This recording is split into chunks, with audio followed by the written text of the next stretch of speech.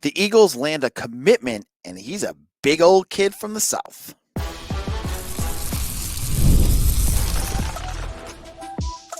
You are Locked On Boston College, your daily podcast on the Boston College Eagles.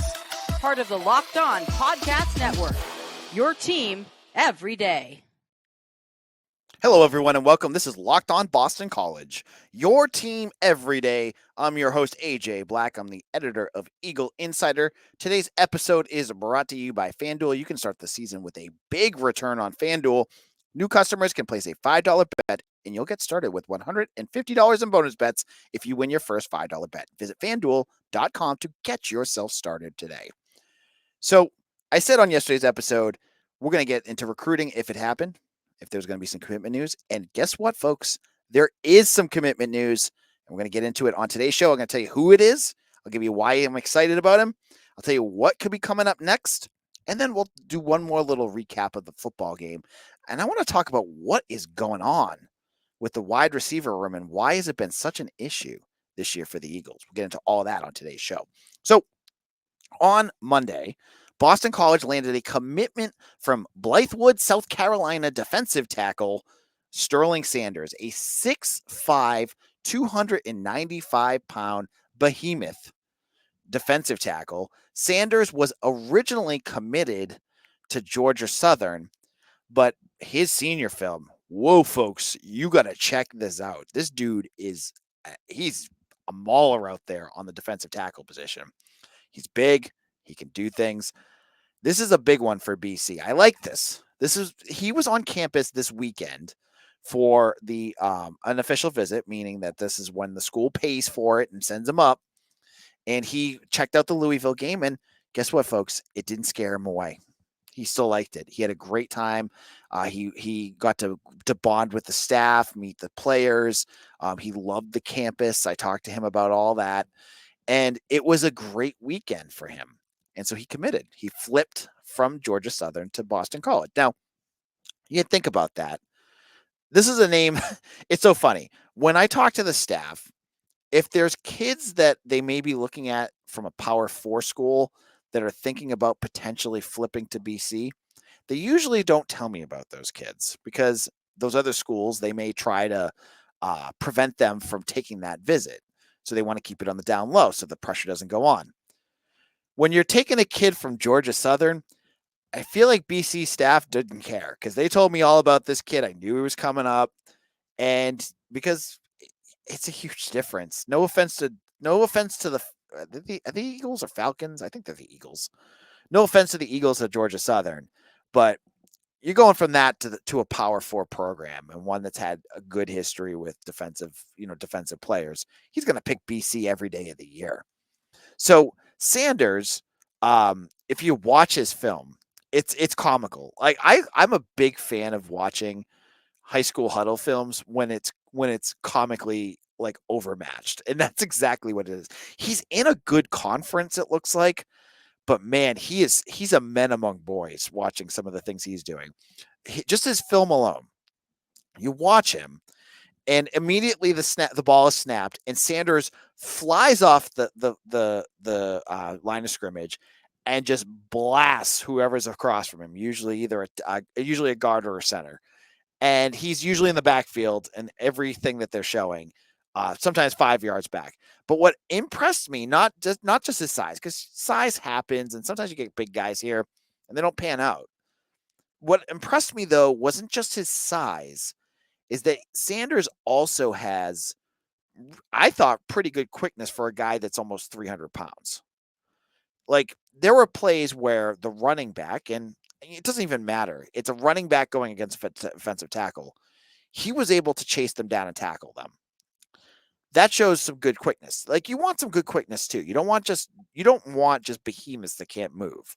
So he was able to get off the line of scrimmage, shed tackles, and make some plays too. So I thought that was impressive. So this is the third defensive tackle in this class. And I want to do there's a few pointers that you just need to remember. You know, some of you aren't crazy about recruiting like I am. So there's a few things that you need to remember. One, BC can have a class as big as they want. as long as it doesn't hit the number of scholarships that they're allowed to have, they can make this class 40 players if they want to, as long as it hits their number. So they're at 24 right now, and there's 2 silent commitments, and I'll talk about them in a little bit, that could make them up to 26. So the fact that they already have 2 defensive tackles doesn't matter. It really doesn't, because they should be building up depth. And now that the NCAA has changed the rules, they can have up to 105 scholarships. Remember, the number up until this year was 85. That's an increase of 20. Now, we don't know. BC won't tell us what their plan is in terms of how they're going to, increase scholarships, and can they afford what they can and can't afford, whatever that is. But they can go over the 85 now. It's not a hard cap anymore.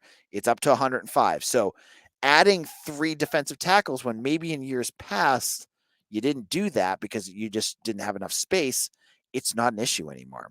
That's a good thing for football, because now BC can add depth and not have to worry about losing a guy and not having guys on your roster that aren't walk-ons. That's important.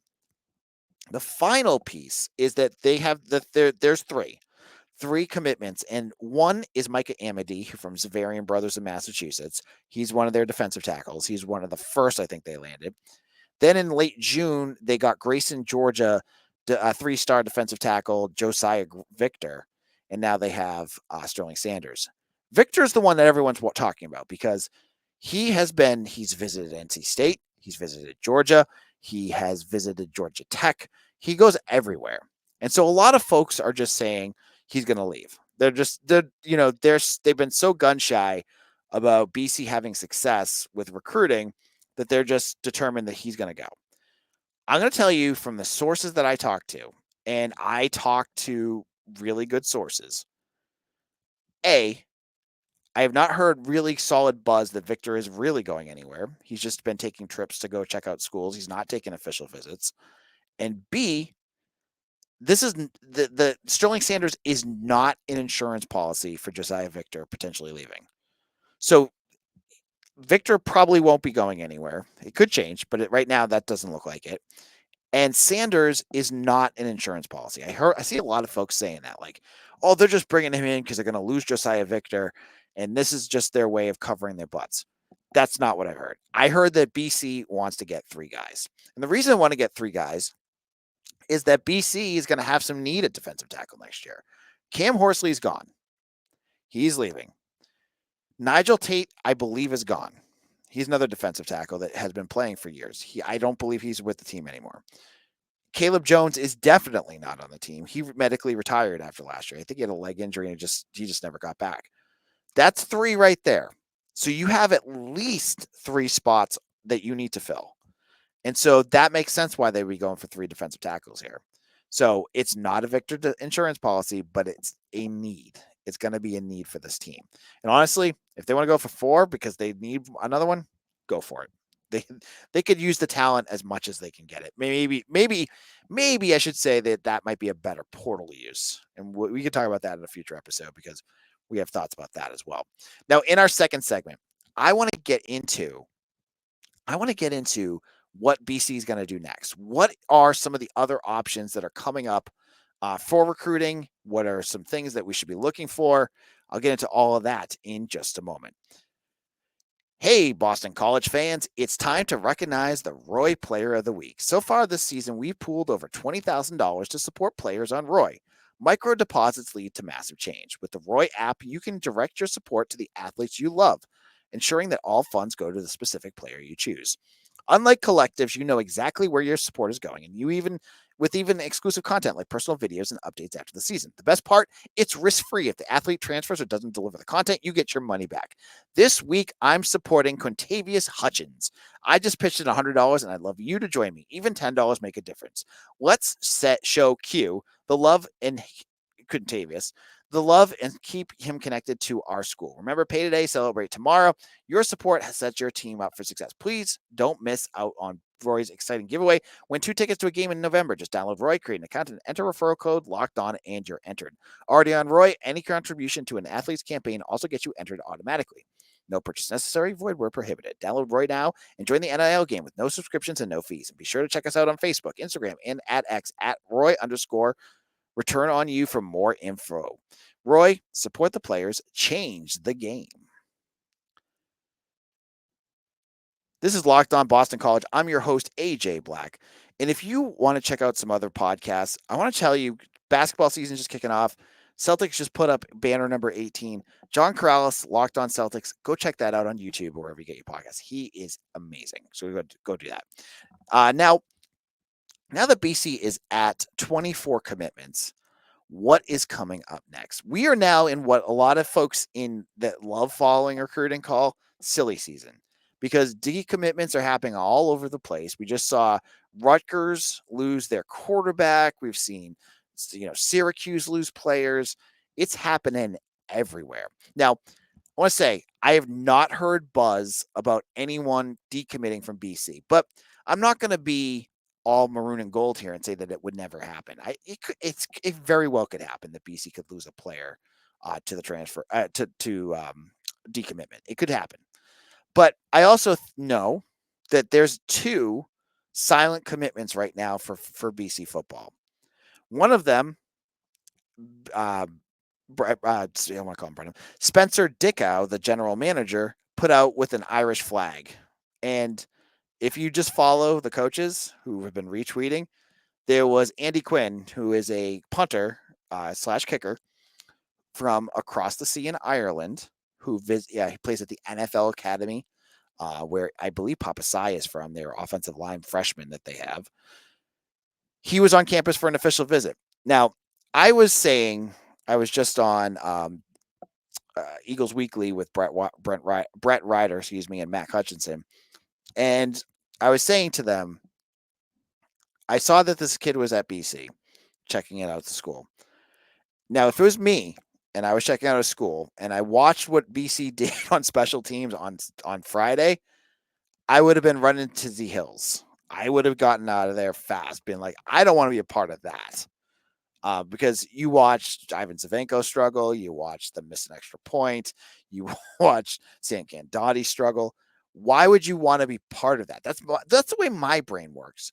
But apparently, I need to work on like some of the brain chemistry, because I told my wife about this, and she said to me, you know what? You're missing the way that many people may look at that, which is I could be an immediate impact at that school. Like, if they're having all those troubles, I could come in and immediately make a change, and I could probably play pretty early. And that is a great recruiting pitch, because if you want to get on the field faster, BC would actually be a great program to go to, because clearly they're going to have, changes in special teams next year. You can't keep doing what you're doing right now next year if that's going to continue all season. So a guy like that might come in and think that. Now, he hasn't made a decision yet. He hasn't announced a decision yet. But the fact that they put an Irish flag up, there's only a few Irish football players out there. I mean, that one seems like it's pretty self-explanatory. But there's another one, and it had Spencer Dickow tweeted out, this is a big one. It's a local kid, and he's staying home. And then he said, flip. Let me get the right. He said, the best in Boston stay in Boston. Flip. Hashtag earn it. Now, I know a lot of you folks out there saw that this is a big one and thought Hardy Watts, who's a 4-star offensive lineman. I don't think it's him. I'm pretty sure it's not him. This being said, I think this could be a fun one for BC. I think this could be a fun commitment for Boston College. So there's your 2 that are coming in. I still think I get this. I know who those 2 are, but I still think that there could be some fireworks that we're not expecting yet. That there may be names that they are trying to flip that could really add to this class. I would love to see them add another edge rusher.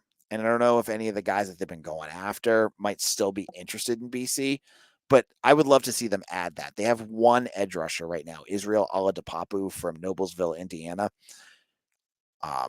You have him. I would love to see a second one, and maybe that's a flip. Maybe that's something they could work on. I'd also I know, and I'm speaking to the choir here, folks. They have 2 offensive linemen. They need 3. They have Denzel Williams and Robert, I'm totally blanking on his name. Robert Smith. I was like, he's got a really plain name. Robert Smith. A third one would be nice. They could like if you're gonna have a bigger roster, why not have more offensive linemen? So having someone there, I've been told though that BC is not going to just go for numbers. They want guys that fit what they're doing, that are going to be able to potentially play and make a difference. So they're not just going to go out there and get guys.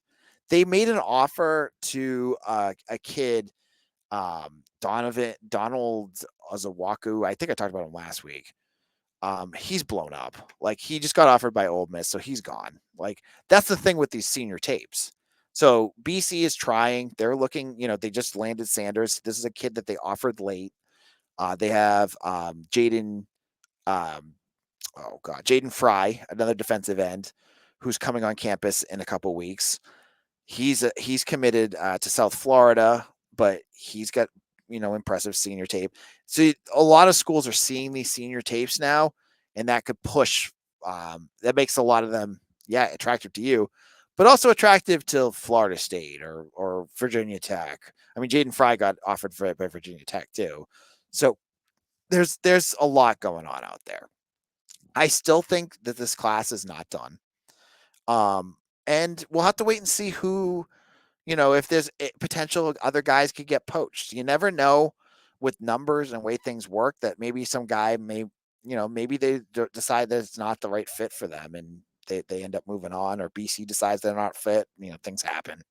So that's going to be something to watch for as well. There's 5 weeks until National Signing Day. And I'm very interested. I was just saying to those other guys, I was saying, 4 weeks left of football. Obviously, I'd love to see BC make the bowl game because I think that's going to be huge for them. But I honestly, after that, I'm fascinated to see what happens with O'Brien, with the coaching staff, what changes he wants to make, how he addresses the transfer portal, both incoming and outgoing, and how he closes this class. There's so much going on in this next month, just in football, that I think folks are going to want to know more about. And we got it all up on Eagle Insider. I've given hints and all sorts of good stuff up there, so go check it out. Now, we're going to wrap things up. I just have a question about this wide receiver room. I don't understand what they're doing, and I want to talk about that in just a moment. Get ready to tackle the NFL action with FanDuel, America's #1 sportsbook, because right now new customers can bet $5 and get $150 in bonus bets if you win. The FanDuel Sportsbook app gives you everything you need to place live bets in the NFL all in one place. One of the great things about FanDuel and the live bets is if you're like me, I'm a busy guy. I like to make my sports wagers, but sometimes I'm just doing a million things and then I realize, oh, the 1:00 game starts. You can get in and still get your live wages, and they're always changing. If you have it on while the game is going on, the play will go on, they'll lock it, and then change the odds as it goes along. It's fun. I actually won on 2 bets last night, both NFL, that I made live bets on because they adjusted it just a little bit. I think it was the Broncos and who were they playing? I forget who the Broncos beat, but I had that one. And then the Cowboys, I had them losing to the 49ers. So 1-2.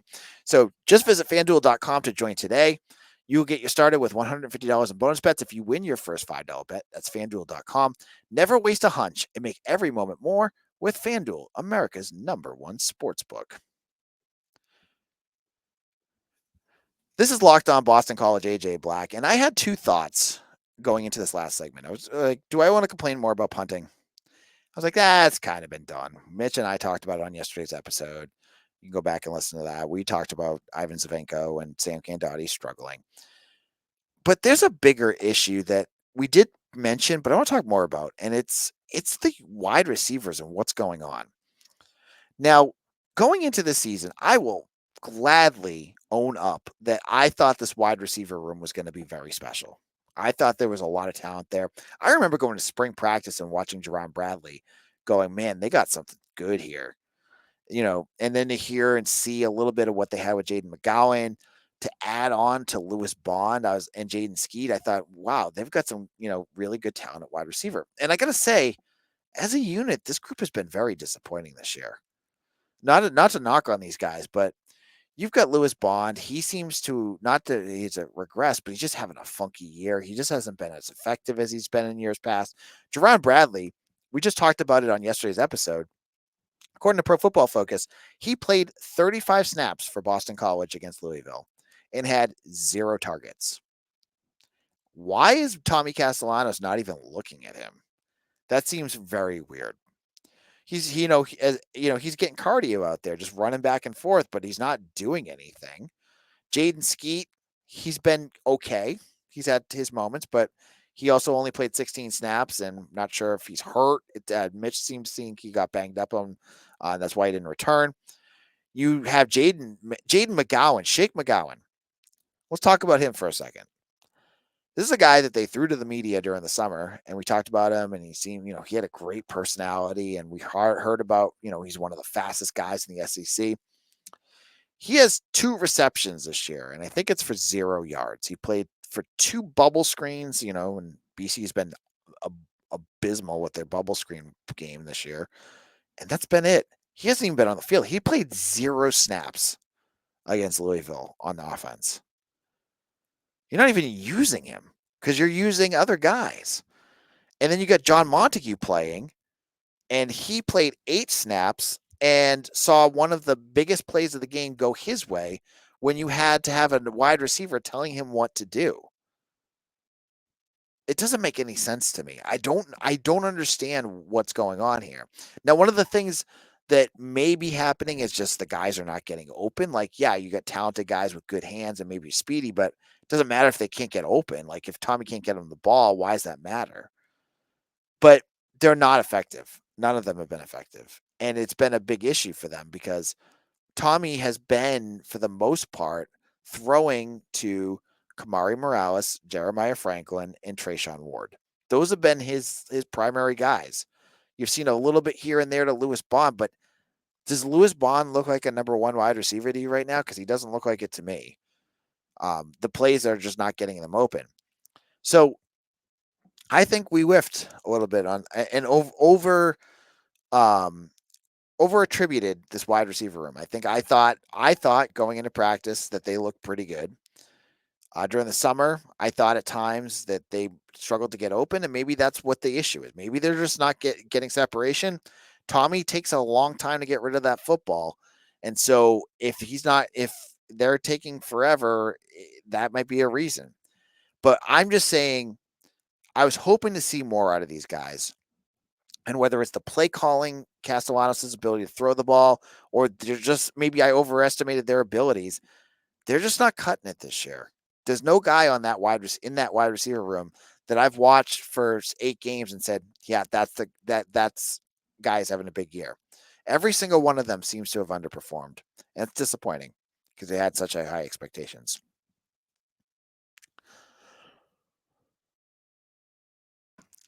Now, on tomorrow's show, Mitchell Wolf will be joining us.